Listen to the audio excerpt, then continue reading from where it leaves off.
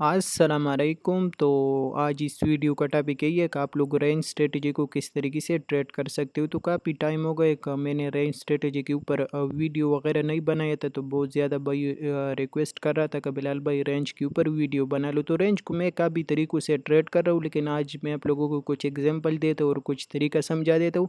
आप लोग इसी तरीके से भी रेंज स्ट्रेटजी को ट्रेड कर सकते हो। इसी के साथ साथ कुछ ज़्यादा मिस्टेक है जो बहुत ज़्यादा बाई कर रहा है, तो मेरे माइंड में यही था कि ये भी आप लोगों को क्लियर कर दूँ और इसी के साथ साथ आप लोगों को रेंज स्ट्रेटजी भी समझा दूँ।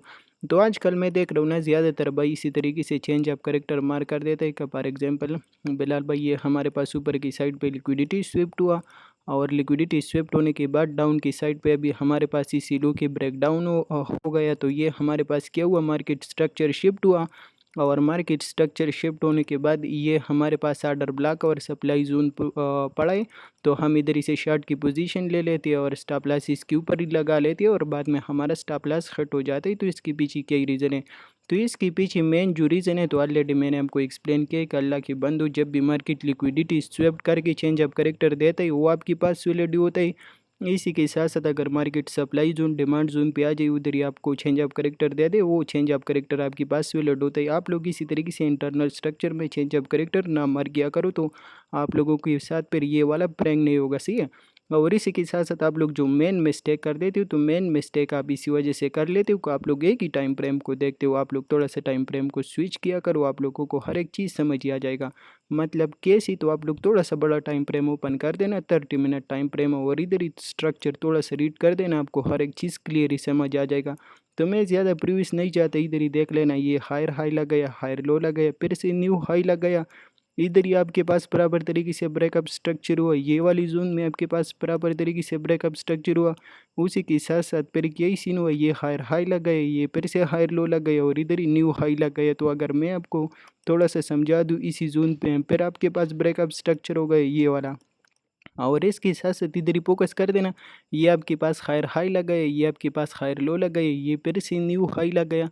तो न्यू हाई लगने के बाद ये फिर से आपके पास ब्रेकअप स्ट्रक्चर हुआ। तो ये जो अभी आपने जो चेंज ऑफ करेक्टर लिया है, तो ये आपने इसी वजह से आपकी स्टॉप लॉस हट हो जाता है। इसी वजह से आप मिस्टेक कर देते हो कि आप लोग पूरा स्ट्रक्चर को इग्नोर कर देते हो, सही है।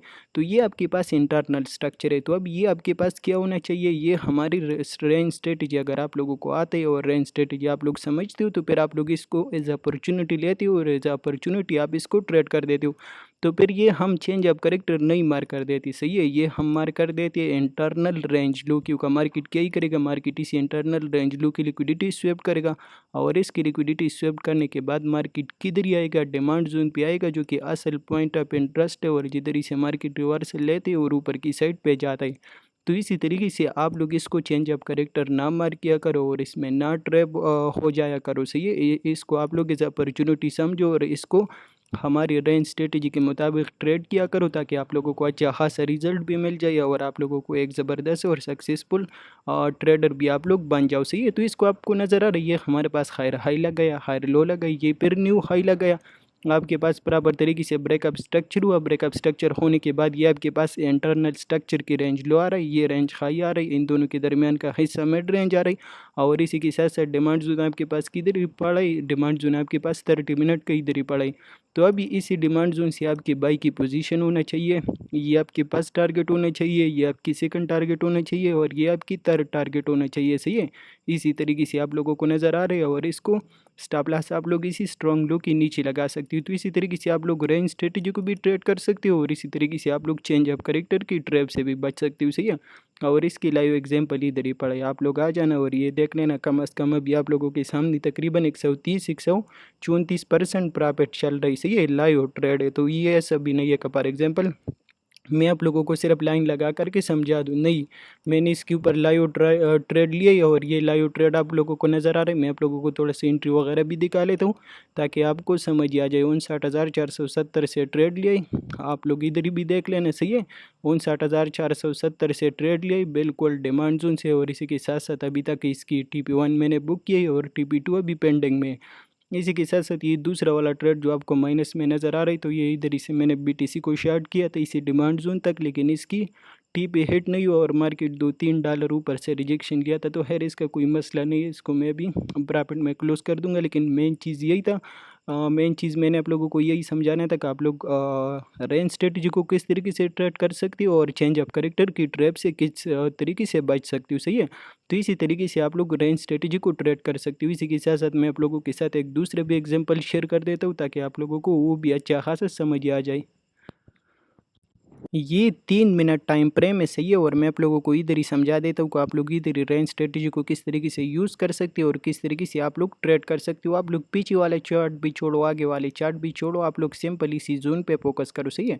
इधर ही आपको नज़र आ रहा है, ये आपके पास हायर हाई लग गए, ये फिर से हायर लो लग गए, इधर ही आपके पास न्यू हाई लग गए। तो जब न्यू हाई लग गए और मार्केट ने इसी प्रीवियस हाई का ब्रेकआउट दे दिया, तो ब्रेकआउट देने के बाद ये आपके पास प्रॉपर तरीके से ब्रेकअप स्ट्रक्चर हुआ ना, और ब्रेकअप स्ट्रक्चर होने के बाद ये मार्केट ने हायर लो लगाया, हायर लो लगाने के बाद मार्केट ने थोड़ा सा पुल बैक लिया, एक हायर हाई हायर लो लगाया इंटरनल स्ट्रक्चर की, और इसी के साथ साथ फिर से न्यू हाई लगाए। न्यू हाई लगाने के बाद मार्केट वापस रिवर्स आ रहा है, डाउन आ रहा है। तो ये भी आपके पास क्या होना चाहिए, तो आप लोग इसको as a demand zone mark कर देते हो, लेकिन ये आपके पास डिमांड जोन नहीं है क्योंकि ये इंटरनल स्ट्रक्चर है। तो ये आपके पास होना चाहिए रेंज लो, सही है, जो कि हमारी स्ट्रेटेजी के मुताबिक मार्केट जब तक इसी रेंज लो की लिक्विडिटी स्वेप नहीं करता वही टाइम तक हम लोग इधर ही से ट्रेड वगैरह नहीं लेते, सही है।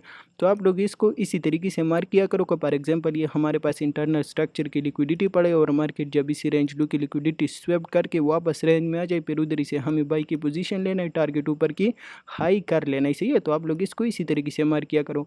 बाकी आपको नज़र आ रहा है ना, ये हायर हाई लगाए, ये हायर लो लगाए, इधर ही से फिर न्यू हाई मार्केट ने बनाने की कोशिश किया लेकिन न्यू हाई नहीं बना सका और मार्केट ने इंटरनल स्ट्रक्चर की से रिजेक्शन लेकर के डाउन आ गए, सही है। तो ये भी आपके पास स्ट्रॉन्ग लो कौन सा, ये आपके पास स्ट्रॉन्ग लो यही है क्योंकि इधर ये आपके पास ब्रेकअप स्ट्रक्चर हुआ था ना।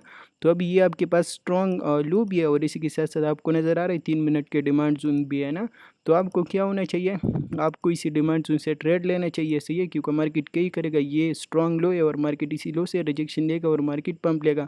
तो आपको इसी स्ट्रॉन्ग लो से ट्रेड लेना चाहिए, सही है। जो स्टॉप लॉस है आप लोग थोड़ा सा सेफ स्टॉप लॉस लगा लेना इसी लो के नीचे, सही है, क्योंकि सम टाइम मार्केट में थोड़ा सा लिक्विडिटी वगैरह के लिए वेग वगैरह लग जाता है, तो आप लोग उसी से बचा करो, सही है। और इसी के साथ साथ किया इसी ने आप लोग अगेन से टारगेट इसी रेंज लो, मिड रेंज और रेंज हाई को टारगेट किया करो, सही है। तो सिंपल स्ट्रेटजी है, इसमें कुछ भी नहीं है। अल्लाह के बंदो 3 लाइन लगा करके आप लोगों को इतना ज़बरदस्त और सक्सेसफुल ट्रेड मिल जाता है कि मैं आपको क्या ही बता दूँ, सही है। तो आप लोग इसी तरीके से रेंज स्ट्रेटजी को भी ट्रेड कर सकते हो और इसी तरीके से चेंज ऑफ कैरेक्टर की ट्रैप से भी बच सकते हो, सही है। बाकी दोनों एग्जाम्पल पे आप लोग थोड़ा सा प्रैक्टिस कर देना और इसको थोड़ा सा स्टडी कर देना और बिटकॉइन के ऊपर इसको अप्लाई कर देना। इंशाल्लाह आप लोग देख लेना कि आप लोगों को कैसी ज़बरदस्त तरीके से रिजल्ट मिलता है।